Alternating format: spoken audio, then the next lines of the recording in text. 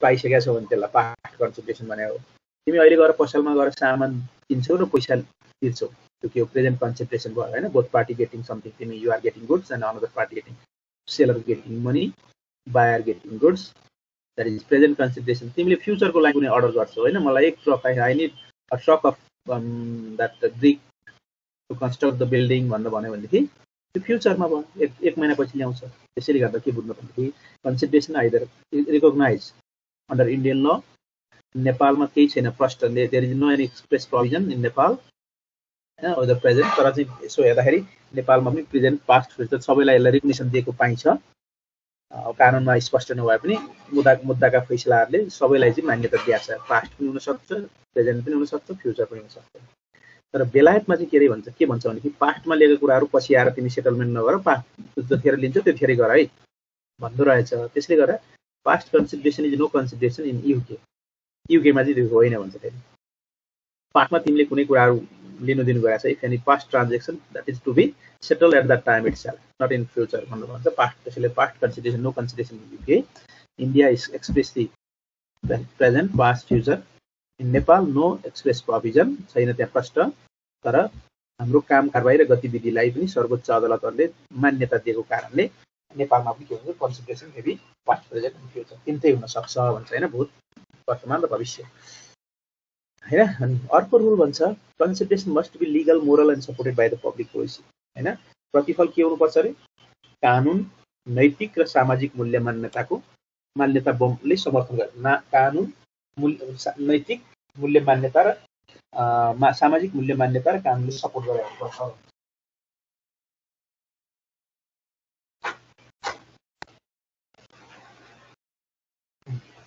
त्यसले अब यो गैर कानुनी हुनु भएन। तिमीलाई म चाहिँ के अरे हतियार ल्याइदिन्छु भनेर पैसा दिन्छु भने त्यो के हो त? हतियार पर्मिसन बिनाका हतियार कसैले लाग्छ भने त्यो के हो त? भएन हैन। गन ल्याइदिन्छु भने त्यो चाहिँ मिल्दैन, त्यो विदाउट पर्मिसन भनौँ न, कन्सर्न अथोरिटी हैन। Holding a gun is itself is illegal one हैन। कसैले लागु औषध ल्याइदिन्छु कसैलाई पैसा दिनु भन्यो भने त्यो अनैतिक भयो, के अरे इलिगल भयो। त्यो लिगल हुनुपर्छ। मोरल भनेको अनैतिक हुनु भएन, अनैतिक हैन। हस्बेन्ड वाइफको रूपमा हामी 4 महिना बस्ने भनेर गरेका छन्। नेपालको सामाजिक मूल्य मान्यता र नैतिकताले त्यसलाई के भन्छ होला, कतिपय सोसाइटी युरोपियन सोसाइटीमा होला त्यस्तो, नेपालको सोसाइटीमा त्यो हुँदैन। That is immoral and opposed by the public policy. त्यसैले हामीले के बुझ्नु पर्यो भनेदेखि यो जस्तै सेरोगेसी मदर हैन इलिगल भन्छ अहिले नेपालको कन्टेक्समा, त्यो इमोरल भयो, सामाजिक मूल्य मान्यता विपरीत भयो हो। यसैले कसैले केही कुराहरू पाउने कुराहरू छ भने पनि त्यो चाहिँ कानुनी बमोजिम हुनु पर्दछ, नैतिक हुनु पर्दो रहेछ र सामाजिक मूल्य र मान्यताले त्यसलाई के गर्नुपर्छ, साथ दिएको हुनुपर्छ। That should not be against the law भन्छ हैन, कानुनको विपरीत हुनु हुँदैन भन्ने कुराहरू गर्नु रहेछ। अर्को भन्छ consideration may be direct, indirect, positive, negative हैन। यो चाहिँ के पोजिटिभ नेगेटिभ पनि हुन सक्छ अरे, डाइरेक्ट और इनडाइरेक्ट, त्यो चाहिँ प्रत्यक्ष अप्रत्यक्ष हुन सक्छ।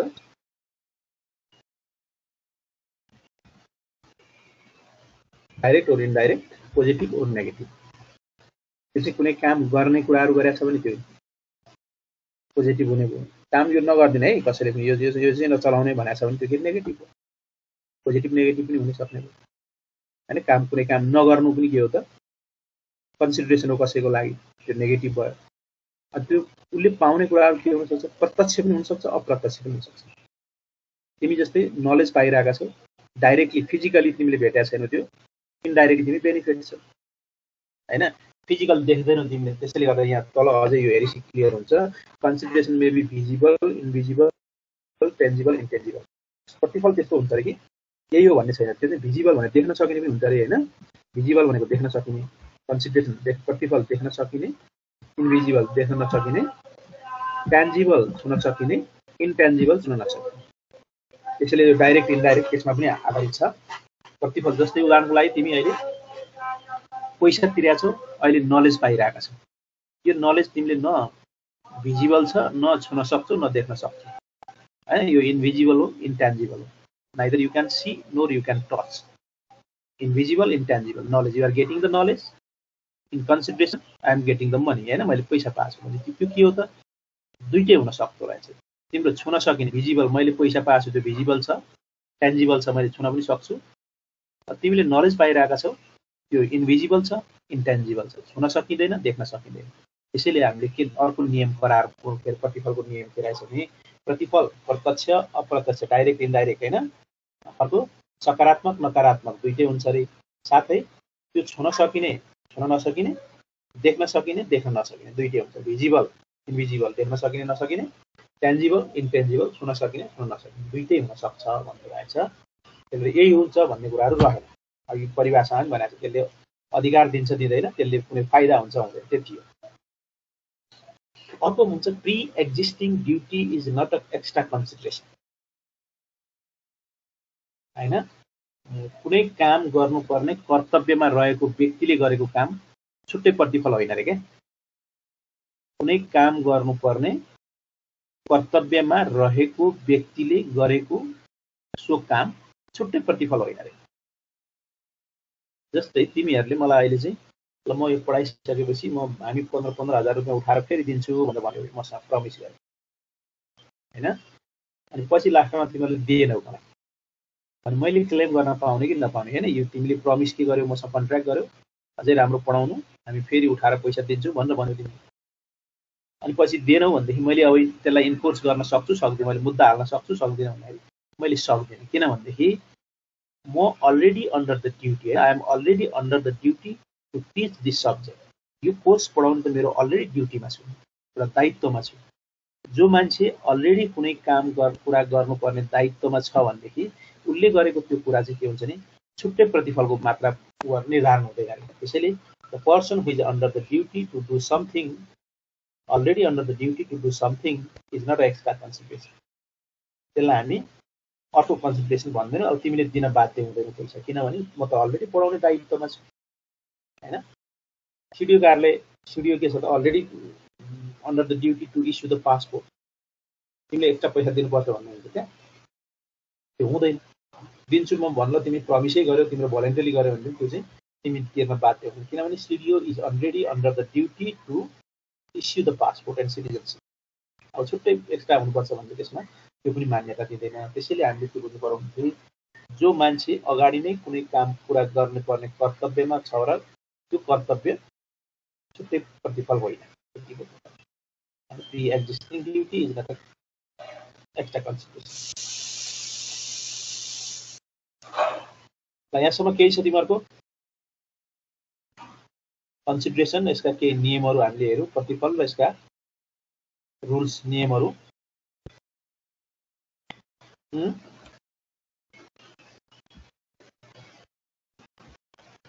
सुन्दैछौ नि यहीँबाट होइन? हजुर सर, सुनिरहेको छु सर। के पढाइलाई सुनिँदैछौ, ध्यान दिँदैछौ सबैजना? अलिक अगाडि बढे हुन्छ। हजुर हुन्छ सर। हामीले अहिलेसम्म यहाँ के हेऱ्यौँ भने प्रतिफल के हो र यसका नियमहरू के हुन् भन्दा हेऱ्यौँ। अब केही अहिलेसम्म बुझ्दा हामीले प्रतिफल बिनाको करार होइन भन्न पुग्थ्यो होइन। नो कन्सिडरेसन नो कन्ट्र्याक्ट भन्न पुग्थ्यो होइन। No consideration no contract. तर त्यसका केही अपवाद छन् रे, प्रतिफल बिना पनि करार हुन्छ अरे है। प्रतिफल बिना पनि करार हुन्छ अरे होइन। नो कन्सिडरेसन नो कन्ट्र्याक्ट भनेको थियो, तर there are some exception.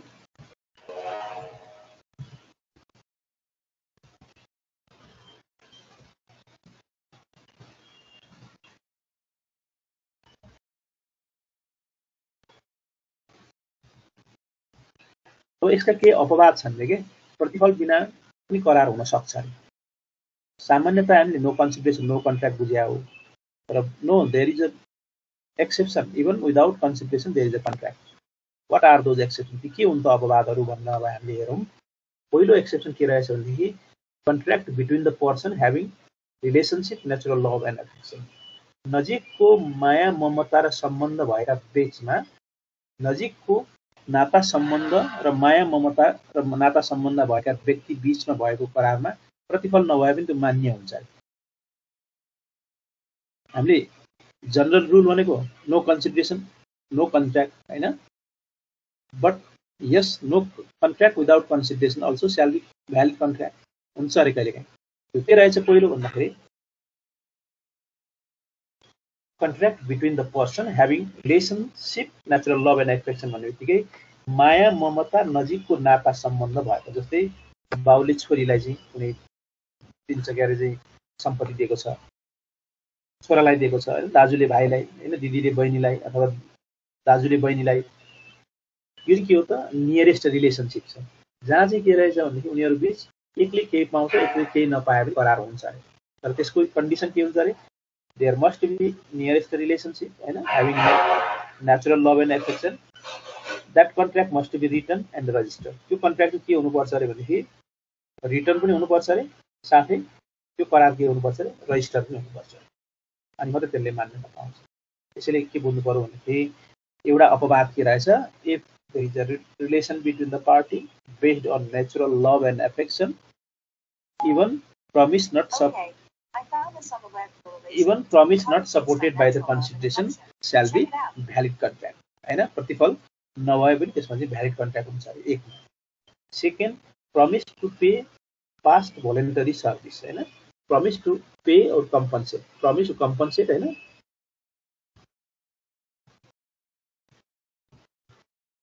promise to compensate past voluntary service। past voluntary service भने के हैन विगतको स्वैच्छिक कार्यलाई क्षतिपूर्ति दिने करार। विगतको स्वैच्छिक कार्यलाई क्षतिपूर्ति दिने करार, जहाँ प्रतिफल हुन्छ। जस्तै उदाहरणको लागि मैले एनसीसीमा 3 वर्ष पढाएँ, अगाडि मैले सित्तैमा पढाइदिएर छु, मलाई पनि अनुभव हुन्छ भनेर पढाएँ। त्यतिखेर त मैले केही पाइनँ, किन त्यो मैले किन गरेँ भनेदेखि without expecting to get something in return that I have done my work, that is known as the voluntary service, होइन कुनै कुरा पाउने आश बिना, कुनै कुरा पाउने आश भन्न एउटा कुनै प्रतिफलको इच्छा बिना, प्रतिफल पाउने आशय बिना कसैले कुनै कुराहरू गर्छन् त्यसलाई हामी के भन्छौँ भोलेन्टरी सर्भिस भन्छ क्या। अब यस्तोमा भोलेन्टरी सर्भिसलाई कम्पनसेट गर्नुपर्ने हो त। जस्तै भन्न पशुपतिमा शिवरात्रिको बेला अब त्यहाँ विभिन्नले कसैले मेडिकल ट्रिटमेन्ट सित्तैमा चाहिँ ल मेडिकल कसैले बसेया हुन्छ त्यहाँ, होइन उनीहरूले के छ कसैले चाहिँ अब त्यहाँ खानेकुराहरू व्यवस्था गरे होला स्वैच्छिक रूपमा भोलेन्टरीली, होइन त्यो भने के हो त without expecting to get anything from another side, अरूबाट कुनै पनि पाउने आशय बिना गरिएका कामहरू। तर अब आज आएर मलाई कलेजले के भन्यो भने मैले 3 वर्ष अगाडि पढाएको सित्तैमा पढाइदिएको, ठिकै छ तैँले 3 वर्ष पढाइस्, तँलाई ल वर्षको 1 लाखले 3 लाख रुपियाँ चाहिँ हामी कम्पनसेट गर्छौँ भनेर आज मसँग कन्ट्र्याक्ट गर्नु। अब यसमा कलेजले केही पाउँछ भन्न, college promise with me to compensate to pay my past voluntary service. त्यो भोलेन्टरी सर्भिस त सित्तैमा गरे हो नि त, कुनै पाउने आशा होइन। कलेजले केही नपाए पनि यस्तो करार चाहिँ मैले के गर्न सक्छु भने इन्फोर्स गर्न सक्छु। If anyone promise to compensate the past voluntary service, विगतमा गरिएको स्वैच्छिक कार्यलाई क्षतिपूर्ति तिर्ने गरी कसैले करार गरेको रहेछ भने पनि त्यहाँ एक पक्षले पाउने भयो, यहाँ मैले पाएँ केही 3 लाख रुपियाँ, तर कलेजले केही पाउँछ यसमा केही पाएन। त्यो पास्टमा होइन काम त गर्दैछ नि कलेजको, पास्टमा तिर्नुपर्ने पैसै होइन त्यो त हो। यस्तोलाई हामी के भन्छौँ भन्दा पास्ट भोलेन्टरी सर्भिस भन्छ। If anyone promise to compensate or pay the past voluntary service even if not supported by the consideration that contract shall be valid contract भन्दो रहेछ। त्यसलाई हामी वैध करारै भन्छौँ। नेक्स्ट भन्छ promise to pay time barred डेप्ट, भाखा नागेको कर्जा तिर्ने, ऋण तिर्ने करार। भाखा नागेको ऋण भने के त, नेपालको कानुनमा भाखा नागे भन्छ के भन्छ भनेदेखि तिमीले पैसा कसैलाई ऋण दिएको छ 10 वर्षसम्म, त्यो ऋण दिएको मितिले 10 वर्षभित्र तिमीले सामा पनि पाएनौ ब्याज पनि पाएछ भने तिमी त्यो 10 वर्ष नआएको एक दिन भोलिपल्ट अदालतमा गयो भने त्यो कागज लिएर मुद्दा मलाई 10 वर्षसम्म यसले पैसा दिएन भन्न, तिमी 10 वर्ष नआएको एक दिन पछि गयो भने पनि तिमीले त्यो मुद्दा हाल्न सक्दैनौ। यसलाई भन्छौँ हामी भाखा नागेको ऋण नर्मली, हैन। भाखा नागेको ऋण भनेको मतलब नेपालको कन्टेक्स्टमा के बोल्नु पर्यो, 10 वर्षभित्र सामा ब्याज केही पनि आएन भने पैसाको मितिले त्यो पैसा चाहिँ बोस हुन्छ अरे क्या, सक्यो तिम्रो पैसा, उसले तिर्नु पर्दैन। किन तिमी मुद्दै हाल्न पाउँदैनौ भनेपछि त्यो के छ, there is no more relationship as a debtor and creditor exist. अब उनीहरू बिच साहु र ऋणीको सम्बन्धै टुट्यो। साहु र ऋणीको सम्बन्ध कहिलेसम्म हुँदो रहेछ, 10 वर्षसम्म हुँदो रहेछ। 10 वर्ष नआएपछि तिमीले त्यो मुद्दै हाल्न पाउँदैनौ। अब तिमीसँग त्यो कागज भएर के काम, मलाई यसले 10 लाख रुपियाँ खाएको थियो, कागज गरेछ, सही गरेछ, पैसा तिरेन भने तिमी 10 वर्षभित्र मुद्दा हाल्न जानु पर्यो नि। तर तिमी 10 वर्षभित्र गएनौ भने त्यो ऋणलाई हामी के भन्छौँ भने that dept is said to be time barred dept where the relation between debtor and creditor is no more exist. तिम्रो भाका नआएर ऋणमा उनीहरू बिच रहँदैन। तर अब आज आएर त्यो मान्छेले के भनौँ, ठिकै छ तँलाई म 10 लाख रुपियाँ सामा चाहिँ होइन, ब्याज चाहिँ म अब 3 महिनाभित्र तिर्छु भनेर फेरि अर्को कन्ट्र्याक्ट गरौँ। आज उसले 10 लाख तिर्छु भनेर कन्ट्र्याक्ट गर्यो, बापतमा उसले के पाउँछ, केही पाउँछ? तिमीले त पायो पैसा, त्यो जसले कागज गर्दैछ आज के पायो भनेर होइन, पहिले खाएको थियो नि त भनेको, पहिले खाएको त तिम्रो भाका नागिसक्यो। अब no relation as a creditor and debtor exist, त्यो नै छँदै छैन त्यहाँ। हो यस्तोमा चाहिँ के हुन्छ अरे भनेदेखि अब मैले केही पास छैन भन्न पाउँदैन अरे, होइन, यो इन्फोर्सेबल हुँदैन भन्न पाउँदैन अरे क्या। भाका नआएको ऋण समर्थन कुनै उसले नसमर्थन गरे पनि, के अरे कुनै प्रतिज्ञाले त्यसमा अर्कोलाई प्रतिफलले समर्थन नगरे पनि त्यस्तो चाहिँ कागज फेरि इन्फोर्सेबल हुन्छ। यसरी अर्को अपवाद के रहेछ भन्दाखेरि भाका नागेको कर्जा तिर्ने सहमति, हैन, if anyone promise to pay the time bar debt even if it is not supported by the consideration, promise not supported by the consideration, that contract shall be enforceable by law. That is another exception. अर्को अपवाद यो रहेछ। Next भनेको charity gift and donation. तिमीले गएर चाहिँ के अरे कहीँ एउटा चाहिँ महापुराण आइरहेछ, गएर तिमीले जग्गा पास गर्ने भनेर दान दियौ तिमीले, हैन, एक किस्ती लगेर पैसा हाल्दियौ ब्याङ्कमा, तिमीले डोनेसन मैले यति भनेर डोनेसन दियौ, मैले के पाएँ फिर्ता पाऊँ भन्न पाउँछौ तिमीले, हैन। If you donated any land or cash for any function as a gift and charity and donation, even if that not supported by the consideration, that contract shall be enforceable. तिमीले फिर्ता पाउँदैनौ त्यो च्यारिटी, हैन, gift, कसैलाई donation, दान, चन्दा, हैन, यस्ता विभिन्न त्यो च्यारिटीहरू दिने भन्ने यस्तोमा पनि के हुन्छ अरे भने प्रतिफल नभए पनि त्यो चाहिँ मान्य हुन्छ भन्छ, हैन। अब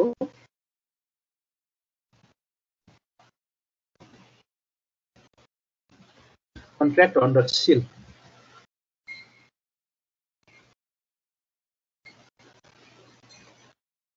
कन्ट्र्याक्ट अन्डर सिल भनेको यो चाहिँ तिमीले कुनै करार यस्तो गरिसक्यौ, कुनै प्राप्त तिमीले जग्गा भन्न गाडी कसैलाई पास गरिदिइसक्यौ, अनि तिम्रो त्यो बिल बुकमा तिम्रो ठाउँमा अर्काको नाम गइसक्यो भनेदेखि मैले होइन पैसा चाहिँ लिन पाउने छ भनेर भन्छ, पाउँछौ तिमीले पैसा चाहिँ लिन पाउनु छ, त्यसले गर्दा यो फिर्ता गरिमा भन्न सक्दैन। तिमी गएर यातायात कार्यालयमा तिम्रो गाडी ट्रान्सफर गरिसक्यौ, अर्काको फोटो आइसक्यो भने त्यस्तोमा तिमीले के गर्न पाउँदैन भन्दाखेरि त्यो चाहिँ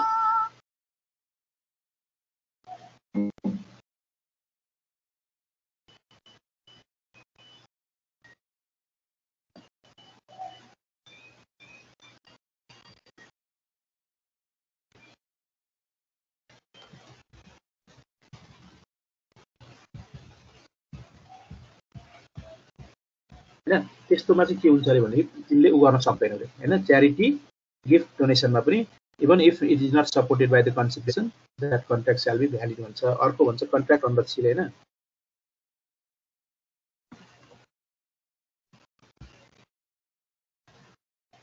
कन्ट्र्याक्ट अन्डर सिल, छाप लागिसकेपछि करार गरेको छ र त्यो स्ट्याम्प लागेको छ, सिल छ, हैन, त्यो दर्ता छ, रजिस्ट्रेसन छ भनेदेखि त्यहाँ पनि प्रतिफल नभए पनि त्यो चाहिँ होइन, प्रतिफल भएको छैन, यो करार मान्य हुँदैन, भोइड हुन्छ भने हामी किन कन्ट्र्याक्ट विदाउट कन्सिडरेसन स्याल बी भोइड भएको थियो, होइन। तर यस्तो अवस्थामा पनि त्यो करार भ्यालिड हुन्छ अरे। अर्को अपवाद हुन्छ, इक्जाममा धेरै पनि सोधेको छ, what is the exception of the no consideration no contract, होइन। अपवादहरू के हो, कहिले काहीँ रुल सोध्छ, कहिले काहीँ अपवाद सोध्छ, होइन। त्यसले गर्दा यो सबै नोटिसमा राख्नु पर्यो। अर्को भन्छ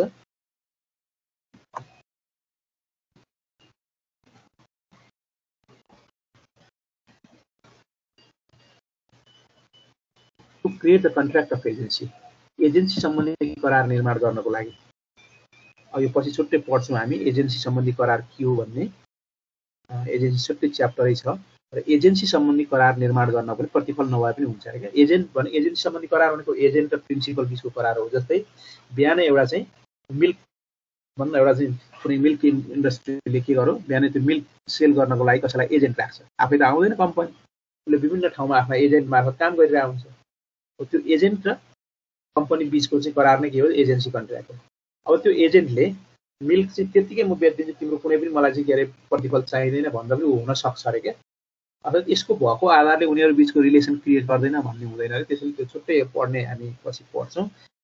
एजेन्सी सम्बन्धी करार निर्माणको लागि पनि प्रतिफल नभए पनि त्यो करार चाहिँ कानुनी रूपमा मान्य हुन्छ अरे, कानुनी रूपमा त्यो इन्फोर्सेबल पाइन्छ अरे। त्यसैले गर्दा यहाँसम्म हामीले के हेऱ्यौँ भनेदेखि करारको लागि आवश्यक अर्को महत्त्वपूर्ण तत्त्व कन्सिडरेसन रहेछ।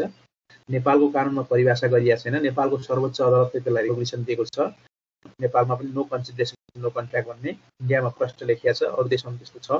र यो के हो र भन्ने पनि हेऱ्यौँ। यसका नियमहरू, भ्यालिड कन्सिडरेसनको लागि केही नियमहरू भन्यौँ। र सामान्य rule, general rule is that no consideration no contract, but there are some exception even promise not supported by the consideration the contract shall be valid. त्यसका केही अपवादहरू छन्। प्रतिफलले समर्थन नगरे पनि करार चाहिँ के हुन्छ अरे भनेदेखि भ्यालिड हुन्छ अरे। ती अपवादहरू के वाट आर दोज एक्सेप्सन भन्दा हामीले यो एक्सेप्सनका कुराहरू, अपवादका कुराहरू पनि गयौँ होइन, च्यारिटीदेखि लिएर एजेन्सीसम्म र नेचुरल ल एन्ड एथिक्ससम्म। केही छ यहाँसम्म तिमीहरूको पछिको?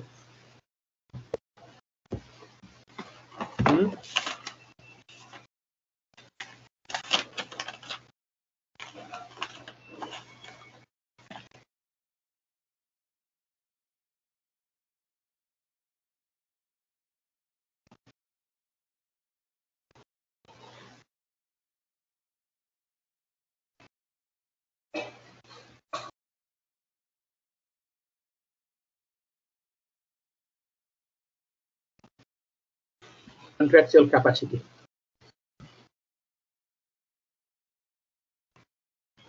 करारिय क्षमता होइन, यो करार गर्ने क्षमता होइन, यो चाहिँ करारिय।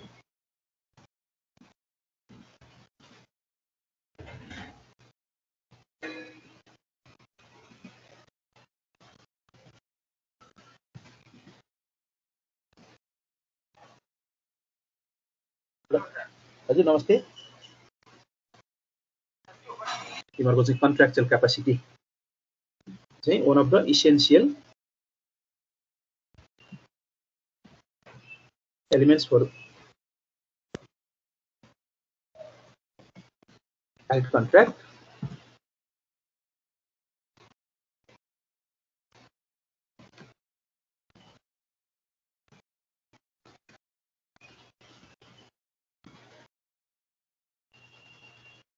करार कोसँग गर्ने त भन्दा दुई पक्ष त हुनुपर्छ अरे भन्दाखेरि त्यो पक्ष पनि के हुन्छ अरे सक्षम व्यक्ति हुनुपर्छ अरे के होइन, सक्षम व्यक्ति हुनुपर्छ अरे। अब को त सक्षम व्यक्ति भन्दाखेरि यो भनेपछि वान अफ द इसेन्सियल, यो contractual capacity is one of the essential होइन, यो contractual capacity is one of the essential elements for valid contract. तिमीहरूले पहिलेको त्यो हेर, मैले करारको लागि आवश्यक तत्त्व पढाउँदाखेरि करारिय क्षमता अथवा कम्पिटेन्ट पार्टिज भनेर भनेको थियो होइन, कम्पिटेन्ट पार्टिज भन्नु। त्यसैले होइन यो भनेको one of the essential elements for valid contract. Contract only said to be valid if it is made with the competent parties होइन, सक्षम व्यक्तिसँग गरिएका करार मात्रै त्यो चाहिँ के हुन्छ अरे कानुनी रूपमा मान्य हुन्छ अरे। अनि कन्ट्र्याक्ट विथ इनकम्पिटेन्ट पार्टिज स्याल बी भोइड, असक्षम व्यक्तिहरूसँग गरिएका करारहरू चाहिँ के हुन्छ, शून्य हुन्छ होइन। कन्ट्र्याक्ट विथ इनकम्पिटेन्ट पार्टिज स्याल बी भोइड, असक्षम व्यक्तिहरूसँग गरिएका करार त्यो चाहिँ शून्य हुन्छ होइन। भोइड भन्ने बित्तिकै नट इन्फोर्सेबल बाइ ल होइन, नट इन्फोर्सेबल बाइ ल। अर्को द पर्सन, अब को हुन्छ त्यो सक्षम व्यक्ति, who are the person is said to be competent for making a contract भन्दाखेरि the person is said to be competent, the person is said to be competent for making a contract